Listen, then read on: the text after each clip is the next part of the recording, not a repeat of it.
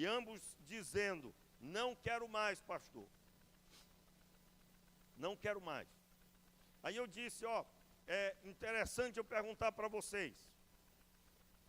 A senhora, olhei para a moça e disse: a senhora, então, depois desse término, a senhora nunca mais vai querer um relacionamento, acredito eu, né? Dado a sua ira, sua decepção. A senhora pode me responder isso? Silêncio absoluto. Eu perguntei para o rapaz: o senhor está bem chateado, magoado, frustrado, e o senhor insiste na separação. O senhor, depois dessa situação, o senhor garante que o senhor nunca mais vai querer um relacionamento? E não se vê mais com um relacionamento. O que aconteceu, irmãos? Silêncio. Silêncio. Resumo. O ser humano pode até ter problemas por causa do pecado, irmãos. O coração do homem ficou bagunçado. Mas ele tem anseio por um relacionamento que lhe cause benefício, que lhe cause prazer de caminhar. E aí, quantos já viram, né? Pessoa no terceiro, quarto, quinto, já ouvimos até famosos que já partiram, inclusive, falando de 6 relacionamentos, até 7 relacionamentos, eu já ouvi. O que seria isso, irmãos? Eu chamo isso aí de uma mais pura prova de que Deus criou uma essência no homem. O homem não se vê sem a mulher e a mulher não se vê sem o homem. Porque isso é um sistema que Deus criou. O pecado é que bagunçou isso e gerou a dureza de coração e que tem gerado tantas separações. Mas eu estou dizendo isso simplesmente para que você entenda. Deus criou a união perfeita.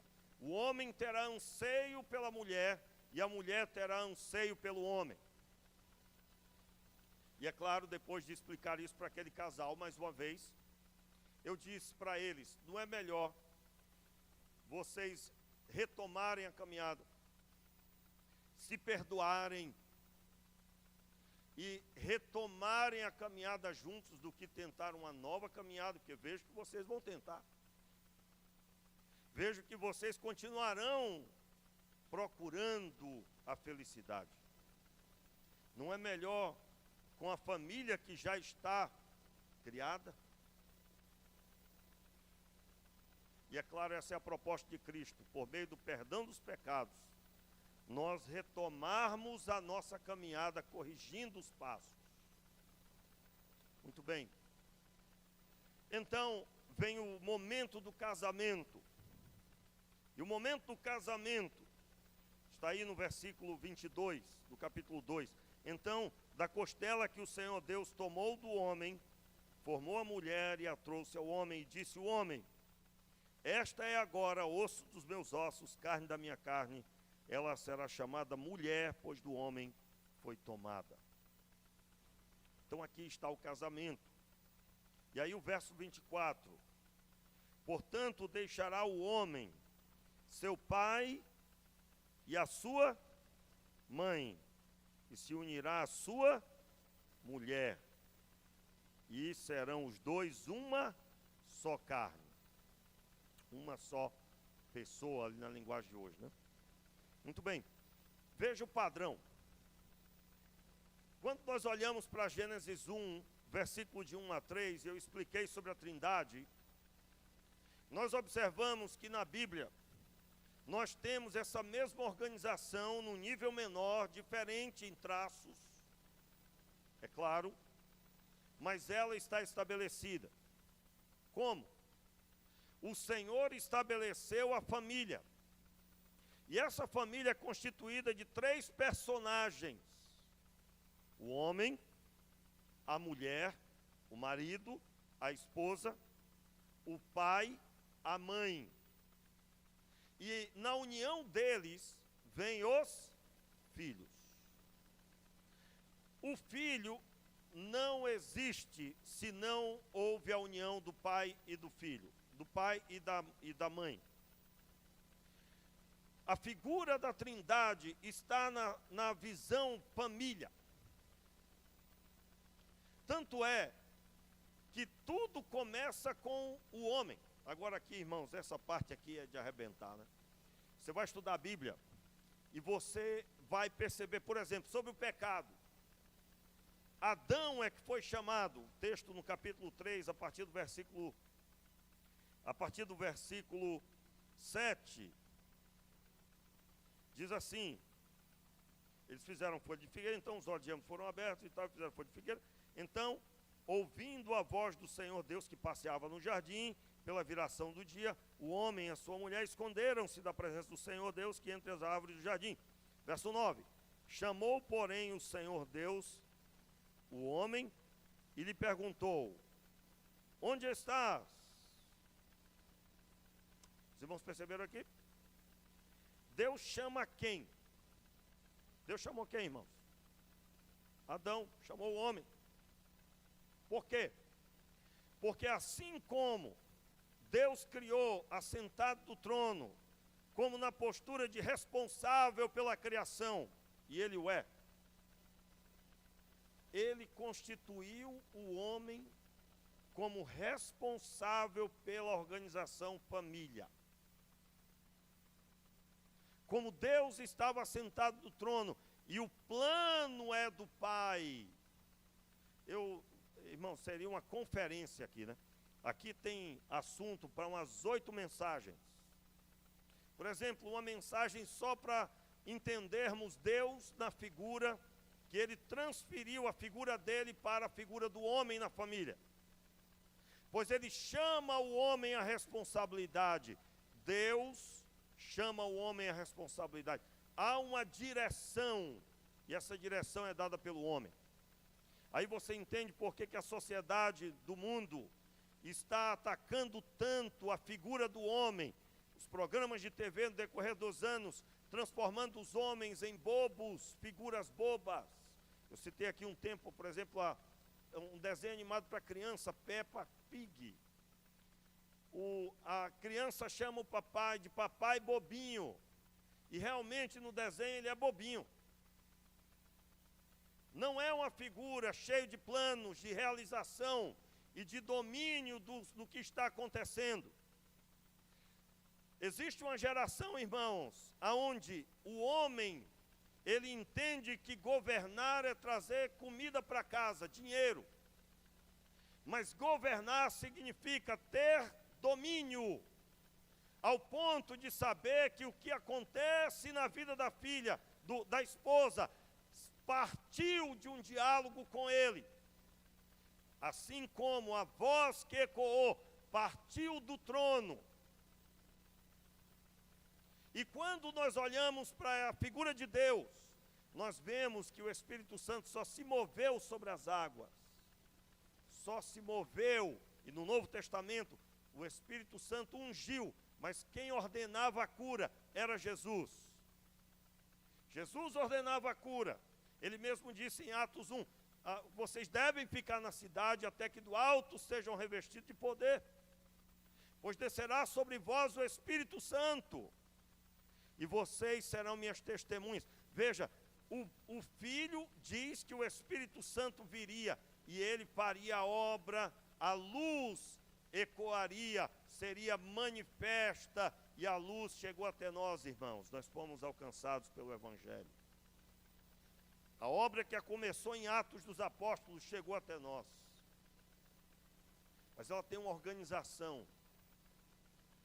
Eu dizia ontem para o casal, explicando isso, até eu não imaginava que eu ia pregar isso hoje.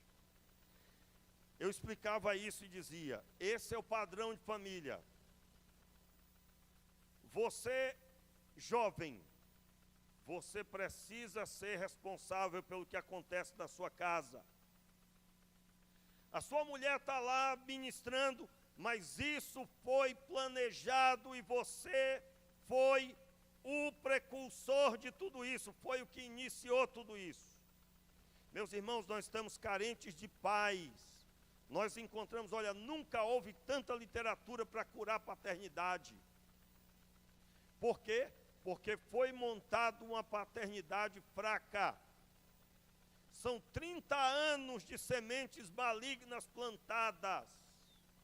30 anos, pelo menos. Não tem mais, tem 50.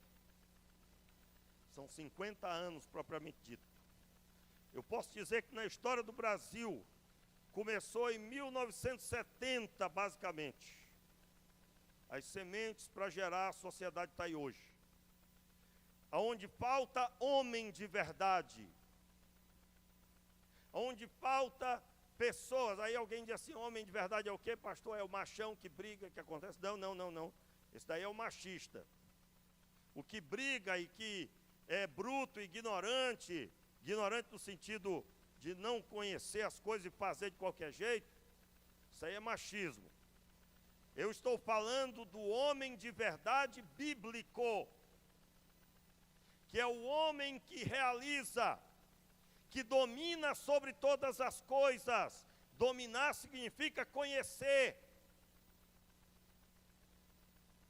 Meus irmãos, eu estou falando sobre o fim daquilo que talvez alguns já viram acontecer.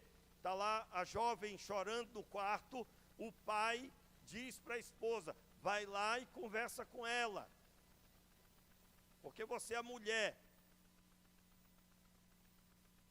Eu estou falando sobre o filho em depressão e o pai diz, olha, é melhor você ir conversar, amor, porque você tem mais jeito. Não, irmãos, essa não é a figura da família. Não é a figura do pai, segundo a Bíblia. A figura do pai, segundo a Bíblia, é a figura do pai que assume o filho. Eu vou resolver. E é difícil, viu, implantar essa visão. Eu digo isso para o meu garoto desde pequenino.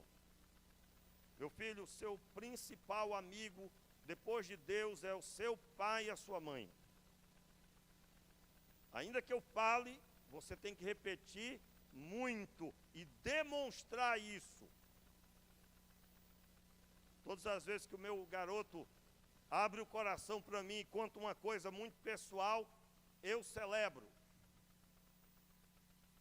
Eu celebro, porque eu digo, Deus, muito obrigado. Porque assim é até hoje na nossa vida espiritual. Você já notou que os filhos que vão mal são os que não estão orando? Os filhos que estão mal são os que não abrem o coração? Quantas vezes você se deu mal? Porque você não falou com Deus sobre sua realidade. E Deus, irmãos, diferente de nós, não tem falha. Nós podemos ter, Deus não. Qual é a mensagem hoje aqui? Você, pai, tenha como modelo para a sua vida. Talvez você não teve pai. Talvez você passou maus bocados nas mãos do padrasto, nas mãos de pessoas que criaram você, que não eram seus pais.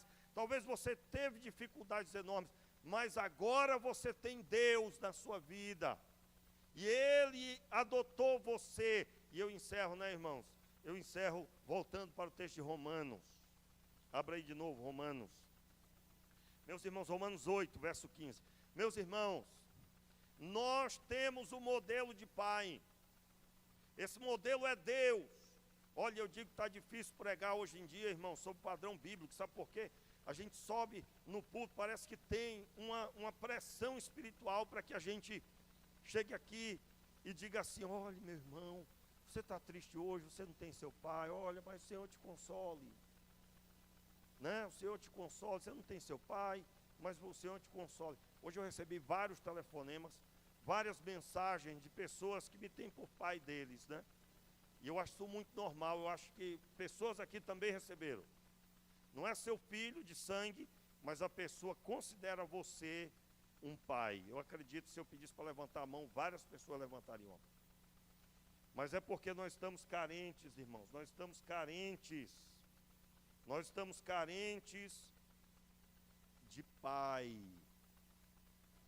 E sabe quando é que isso vai se resolver? Quando cada pai parar de mimimi e de se apegar às tristezas, e abraçar o modelo de pai que Deus é. E pôr a mão no arado e dizer, olhar para um lado e para o outro e ver os filhos sem pai e dizer, vem para cá, eu vou cuidar de você, eu vou te ajudar. Irmãos, existem pessoas que até elas terem força para caminhar com a estrutura de pai, elas precisarão de ajuda. E você talvez que tem chorado a sua dor, você é para ser essa pessoa, enxugue suas lágrimas, porque Deus já enxugou-as na cruz do Calvário. E você, estruturado em Cristo Jesus, é para se levantar, ministrando sobre a vida das pessoas que não têm estrutura ainda. Muitas vezes pessoas que não são cristãs ou que estão nos primeiros passos. Meus irmãos, a vida de nós todos está firmado no maior Pai que já se manifestou para nós, que é Deus. Deus é o maior Pai que existe. E eu estou, hoje, é a primeira vez que eu prego nessa ótica, né? Deus é o maior exemplo de Pai. Portanto, você pode ter a história mais triste para contar, mas ela foi sobreposta pela maior história que alguém pode contar, o Evangelho. O Evangelho. O Deus que não se contentou em ter um filho único, unigênito, ele decidiu nos receber como filho. E aí, eu quero ler de novo Romanos 8. Porque não recebestes um espírito de servidão, para novamente temerdes, mas recebestes o espírito de adoção, pelo qual clamamos, Abba, Pai. Aí eu vou, mais uma vez, na tradução linguagem de hoje, o verso 15. Porque o espírito que vocês receberam de Deus, não torna vocês escravos, e não faz com que tenham medo. Pelo contrário, o Espírito torna vocês filhos de Deus. E pelo poder do Espírito dizemos, com fervor a Deus. Note aí, as palavras da linguagem de hoje estão muito adequadas. Pelo poder do Espírito dizemos, com fervor a Deus, Pai, meu Pai, aonde está escrito Abba, Pai, na tradução mais comum. Pai, meu Pai. O Espírito de Deus se une com o nosso Espírito para afirmar que somos filhos de Deus. E aí eu preciso aqui explicar um detalhe que Paulo certamente utilizou aqui. Infelizmente, irmãos, na nossa cultura, filho adotado não soa muito bem. Você tem história para contar aí, eu ouvi falar, né? De pessoas que foram adotadas, eram tratadas com diferença. Para você ter uma ideia, na história do Brasil, os direitos de um filho adotado só foram iguais a de filhos biológicos em 1988 para cá.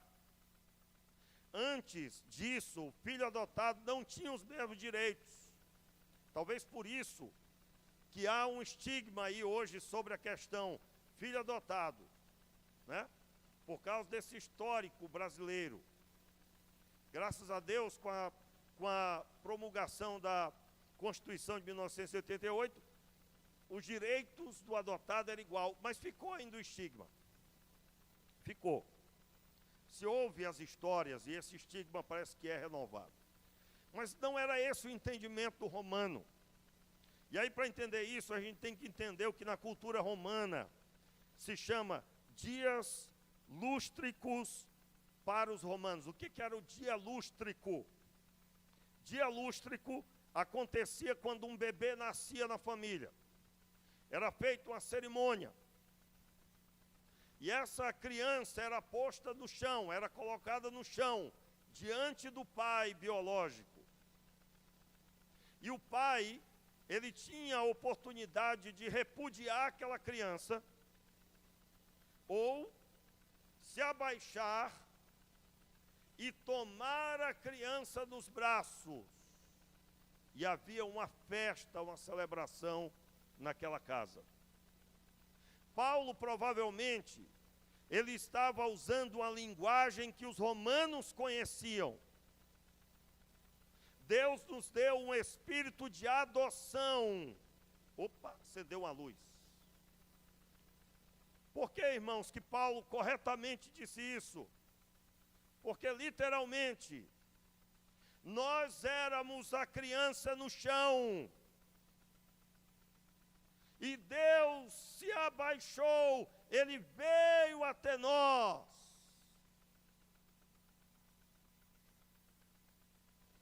Em Cristo Jesus, Ele veio até nós.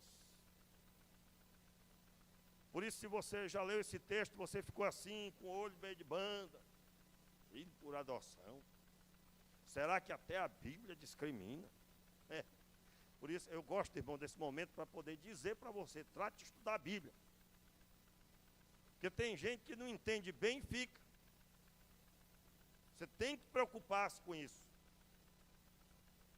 Meus irmãos, quando em Roma acontecia isso, ele era tomado nos braços e a partir daquele momento o pai assumia o filho em todos os níveis. Isso acontecia também quando a criança não era filho biológico e era dada a oportunidade dele receber um pai ali. Quem o tomava sabia que não era seu, mas a partir daquele dia se tornava seu filho. Só para você ter uma ideia como Roma compreendia isso de uma forma extraordinária. Existem 2 imperadores famosos em Roma, que eram filhos adotivos. Sabe o que aconteceu com eles? Uma estrutura de educação a melhor que era possível pagar. Para você ter uma ideia, um desses imperadores, ele estudou com o que tinha da maior capacidade filosófica do seu tempo. Inclusive, é um autor estudado na filosofia. Era quem dava aula para ele, mas era um filho adotivo. A mente explode, né, com uma dessa. Por quê? Porque a nossa compreensão de adoção, infelizmente, é falha. A adoção para o romano significava que, ainda que talvez a criança não lhe fosse filho biológico, mas era o filho dele, ele nunca o abandonaria, nunca. E tudo seria promovido para aquele filho. Paulo estava dizendo para os romanos: vocês foram tomados por Deus como filhos.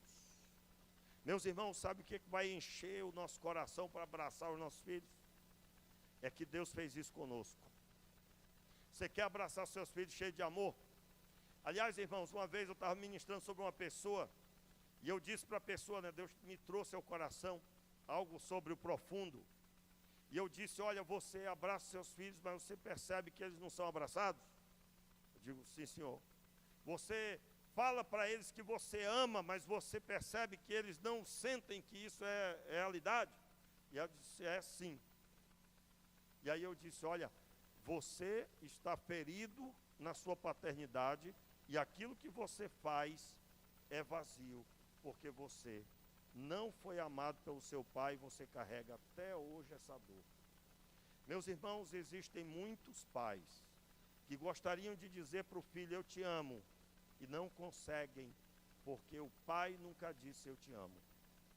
Eu quero dizer para você que a cura do seu coração é você ser abraçado pelo Pai dos pais, pelo Deus vivo e verdadeiro, que é o maior Pai que nós já conhecemos,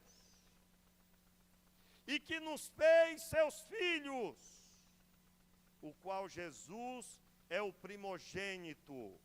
Romanos, ele declara muito firmemente tudo isso. E então, diante da sua palavra, eu quero convidar você, meu irmão, a você dar lugar para Deus amar você. Pastor, o senhor está dizendo isso para quem não é da igreja? Não, meu irmão, estou dizendo para você que é crente. Porque nós só vamos poder transmitir amor se o amor de Deus estiver no nosso coração. E esse amor extraordinário, ele tem que ser derramado no seu coração, meu irmão. Quando você disser, eu amo você, e você perceber que precisa amar mais o seu filho, combustível é você sentir o amor de Deus aí no seu coração. Meus irmãos, eu estou dizendo hoje aqui, você que está vazio desse amor, você deve correr para encher o seu tanque. Porque o que vai fazer a diferença, e isso, meus irmãos, não é dado pela mulher, é dado pelo homem. Preste bem atenção, eu não quero aqui desmerecer as mães. Aliás, eu estou aqui, com essa palavra até alivio o coração de você, né, mamãe? Porque talvez você já ficou agoniada. Pastor, é verdade que meu marido é seco com os meus filhos. Sim, ele é muito seco, pastor. Mas eu já abracei esses meninos e eu já beijei tanto, tanto, tanto. Não é possível, pastor. Digo, meu irmão, minha irmã, calme o seu coração, acalme. Porque você é complemento, é 50%. A outra metade é do homem. Quem dá direção e identidade é o homem. A figura masculina é que determina a direção para a família. Um lar sem o governo do homem é um lar em risco. Pastor, e eu sou mãe solteira, o que é que eu faço? Eu ensino a todas as mães solteiras. Todas as mães são sozinhas. Peça para Deus preencher o vazio do seu marido. Peça para o Senhor entrar na sua casa e preencher o vazio. Sabe quando é que isso vai acontecer na prática? Deus vai entrar na vida dos seus filhos e vai formar neles que a imagem do Pai dos céus sobrepõe a imagem do Pai que ele não teve. Em outras palavras, é quando a experiência com Deus preenche de tal forma a minha vida, que eu estou sarado porque fui tomado por filho pelo Deus dos céus, que é meu Pai. E eu finalizo dizendo, o Espírito, o poder do Espírito dizendo, aliás, eu vou ler o verso 15, né? O verso 15, o final. O Espírito torna vocês filhos de Deus. E pelo poder do Espírito dizemos com fervor a Deus, Pai, meu Pai. Meus irmãos, isso é uma obra do Espírito Santo aí dentro. Você pode ter uma multidão dizendo, você não é filho, você não é filho, você não é filho. O Espírito Santo traz a percepção automática. E ele faz com que você abra os olhos e saiba, nos céus existe um Deus que assumiu você por pai, assumiu você por filho, ele é seu pai. Esse Espírito é que move-se aí em você. Portanto, se você está aqui hoje e disse, pastor, já tentei de todas as formas. Meu irmão, é por isso que uma pessoa tem que aceitar Jesus como Senhor e Salvador, tem que andar no Espírito, porque essa percepção não é da mente, é fruto do mover do Senhor através do Espírito Santo. Em outras palavras, meus irmãos, existem mulheres cansadas aqui hoje, cansadas, porque o pai não tomou o seu lugar. O pai, marido, não exerce a paternidade, não exerce o governo, não exerce a liderança, não é o planejador, não é aquele que traz a visão para a família. E aí vem o sentido de tantas mensagens e tanto ensino, meus irmãos, que Deus tenha misericórdia e sare o coração dos pais. Um pai se torne responsável pelos seus filhos, não terceirize a responsabilidade, que não é da escola, não é dos professores, não é do amigo do filho, não é da TV, não é de um programa A, B ou C, não é da igreja, a igreja não substitui pai. Arregace as suas mangas, busque a Deus, e o Senhor Deus vai encher o seu coração e vai mostrar a você todas as coisas. Eu quero nessa noite convidar você à oração e dizer que nós fomos tomados por filhos, e esse Espírito agora nos conduz a declararmos: Pai, meu Pai. O Espírito de Deus se une com o nosso espírito para afirmar que somos filhos de Deus. Baixe sua cabeça, feche os seus olhos. Vamos orar nessa hora. Talvez o seu coração está ferido. Talvez você, irmã, está cansada. Mas você hoje é abençoada por Deus. O Senhor Deus vai levantar o seu marido. O Senhor Deus vai fortalecê-lo. O Senhor Deus vai quebrantar o coração dele. E se o contrário também está acontecendo, você, homem, está cansado porque a sua esposa não está sendo instrumento, não está somando, não está ajudando, abençoando. O Senhor Deus vai quebrantar o coração. O Senhor Deus vai pôr ordem no caos e trará a bênção sobre sua casa. E aí, meus irmãos, o que vai acontecer na sua vida, na vida da sua esposa, vai ecoar na vida dos filhos. Na figura da Trindade, os filhos são a figura do Espírito Santo. O Espírito Santo só fez o que passou pelo Pai e o Filho. E os filhos são o resultado do que acontece na sua vida e na vida da sua esposa. Portanto, quebrante seu coração, busque a Deus, e o Senhor Deus vai gerar na vida dos seus filhos uma experiência extraordinária. Feche os seus olhos e ore, ore. Abra o seu coração agora. Abra o seu coração. Diga: Senhor, eu quero. Senhor, eu preciso. Eu necessito, Senhor. Ore em nome de Jesus. Senhor, nós te pedimos nessa hora, tenha misericórdia de nós todos. E hoje, Senhor, te pedimos, restabelece as forças desta mãe, deste pai. Renova, Senhor, o coração. Realiza, Senhor, a obra de salvação na vida daqueles que necessitam. Nós te pedimos, Senhor, ajuda, meu Pai. Toma em tuas mãos, Senhor.